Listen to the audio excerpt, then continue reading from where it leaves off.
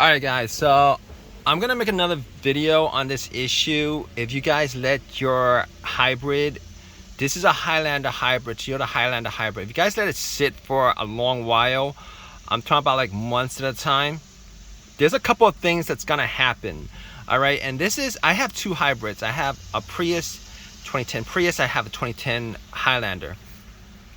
I drive the Prius all the time, like on a daily basis, pretty much every day. The Highlander is my second car, and if you guys have like a car that you guys let sit for weeks at a time or a week at a time, and you're only taking it like around the block here and there, and it probably should not be buying a hybrid. So this is one of the pet peeves that I have. I love my Prius. All right, I love my Prius. I love my hybrids. I would love this car, this Highlander, a lot more if it got better MPG. I'm averaging maybe like 18, 19, 20, which is ridiculously awful for a hybrid. Anyway, here's the thing, all right? If I had to do this again, I probably wouldn't get another hybrid for a second car, particularly if I'm not driving that second car that much. All right, because it's gonna be sitting. The battery will, even if it's a good battery, and this car has a good battery. I have no issues with this battery. But if you let it sit, there's two things that's gonna happen. All right. One thing is you're gonna get the VSC message, take it to the dealership. Hybrid battery has issues and stuff like that. I've done so many videos on that. All right, that pops up because for whatever reason the car's computer is reading that the hybrid battery is not being charged up too much, and it doesn't mean that the battery has issues, because I had this last year over the summer when I let it sit for like months at a time, and then when I started driving it regularly, when I started driving it regularly, like at least like maybe twice a week, I took it on 60-mile trips, and that issue just went away. I haven't had that issue since. Originally, I put in the video that I really thought that the battery had to be swapped out, but I've never actually had a battery issue with any of these hybrids. And if you guys take it to the dealership, they're gonna tell you that your battery needs to be replaced, which is very, very expensive. So if you guys have that issue, just keep on driving it as much as possible, and that issue is gonna go away by itself. All right. So second issue, if you let it sit a lot, is this problem. And it's an insane issue, but your shifter is gonna feel different. I know that's a weird thing to say, but I've encountered this so many times that it's a near certainty. If you let your hybrid sit, particularly this is specifically on, probably not specifically on Highlander, but this is the hybrid this is the only hybrid that I've let sit for a long period of time. Okay, your shifter is gonna feel weird, and that's not even a lie, and it's not gonna shift into park. See how I have it in park? It's not gonna shift into park. It'll shift into any other gear, even B. I don't know what B is, but it will not shift into park. It will not shift into park. All right, so. And it feels weird. The shifter does not feel smooth. Now, don't ask me why that is. Okay? I mean, logically thinking, why would the shifter have a mechanism that does that? But it does. It's connected, and this shifter actually has a line that connects to the transmission. And originally, when I had this issue, I thought it was the shifter. But once I drove it regularly, the issue went away. Had no issues. Once I drove it regularly, having this issue for a week, once I drove it regularly, I had no issues. But I let this sit. I let my Highlander sit for like maybe like the last month, maybe even longer. Reason being, it's hot outside, and if you guys have been watching my videos, I've had AC problems. I can't fix the AC on this vehicle at all, and it's not me. There's a bunch of leaks on the line. The line snakes everywhere to the back of the car because this has rear air conditioning. But let me just go back. If you guys have this issue, now I found out that sometimes you guys have this issue where it won't go into park because your Highlander's been sitting, your hybrid's been sitting like way too long. If you do this every now and then, right? If you like go real hard and make this turn, there's a good chance it'll go to park. Sometimes. Now, if it doesn't do that, what I found helpful was you put on the emergency brakes, right? And you do this.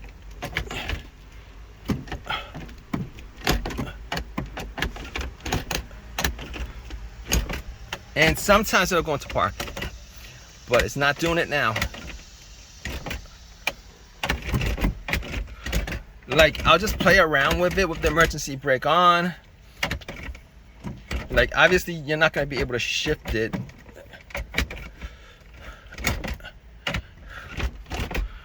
But you're going to have to play around with it. All right? I have other things to do, but and this is my first time driving this car in about a month and a half. So I'm having this issue right now, and it's worked before, but like I said, I took it maybe like half a mile in a month and a half. So I'm doing this video. I took it about half a mile from where it was. So I'm gonna drive it because I gotta do something with this truck today. I'm probably gonna end up selling it. I'm like definitely gonna end up selling it. But I'm gonna drive this. I'm gonna drive this for like a good 40 miles, and then I'm gonna do this. I'm gonna try it again. All right. It's really scary. It was really scary when I had this issue. It's really scary when you don't know what the issue is, because obviously these kind of transmission fixes and stuff like that, they're very expensive. And the fact is, you can turn off your car, but you can't turn it on if it's not in park. You can turn off your car, but you can't turn it on if it's not in park. And it'll say it's got to be in park when you try to turn it on. But if you're in that situation, just do what I did. All right. So I'm not gonna put it in. You know what? It might work if you turn it off and then put on the emergency brakes and then do what I did, just trying to shift it up real hard. But it's ridiculous. All right, I can understand the hybrid battery issue. Having issues if you don't drive it that often. But this transmission, no, it's not a transmission issue, guys. All right, it's not a transmission. Obvious. It's more of like the car's computer having issues. It's not a transmission issue. It's the car's computer reading that your car hasn't been driven, or the hybrid battery hasn't been charged or whatever for a good, I don't know, however long, like a month and a half, 2 months. It's the car's computer. It's not your transmission. All right, it's not the transmission. It's the car's computer putting, your transmission in this kind of situation. So, and there's not even a big issue. All right, all you guys have to do in this situation is just keep on driving, and then when it goes away, and it will go away, because I've had multiple times. I've had this problem multiple times last year when I left it sitting. When I had AC, I decided to drive it a lot more. I didn't have AC this summer at all. Didn't have AC, couldn't fix it. So this issue just kept on. This is now the issue that I'm having because I don't drive it enough, because I don't have AC. But if you guys do have this problem, just drive it like 60. Just drive it like 60 miles, like 2 days a week.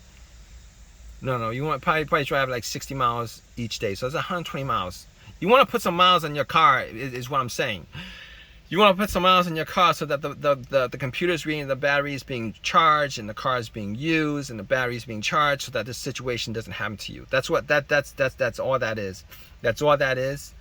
And it's an easy fix. You guys don't need to take it to Toyota. They're gonna tell you the transmission has an issue. They're gonna tell you the battery has an issue. They're gonna tell you it's $1,000 fix. And basically, if they actually changed any of the stuff out, and you still have this habit of just of not driving your car for like a long period of time, you're gonna keep on having this issue come up again and again and again and again and again. So it's never gonna go away. All right. Now, I haven't actually, you know what? I've actually, with the VSC issue, VSC, I actually did look it up, and this wasn't some prognosis from anybody. And I did look it up to see what the issue is, and nobody had an answer for that. And I don't think there was any kind of videos on the whole shifting issue. But this is my third hybrid over the last 4 or 5 years. So I know what I'm talking about, guys. All right, this is not just somebody who's new to hybrids and they're just, you know, giving you quote unquote explanations. This is from like real life experiences with these hybrids. All right, so I love my Prius. I'm gonna keep my Prius because I'm getting like great MPG off of it. My next car probably won't be a hybrid, because my second car, it just sits. It just sits for a long period of times, because I prefer driving my hybrid. I have this truck because I have stuff in the back, tools and everything that I need for work, and other things. And it once in a while, I'll drive. You know, I'll drive this, but it's not a good thing to keep hybrids sitting for a long period of time without actually having the computer read that the battery's getting charged up I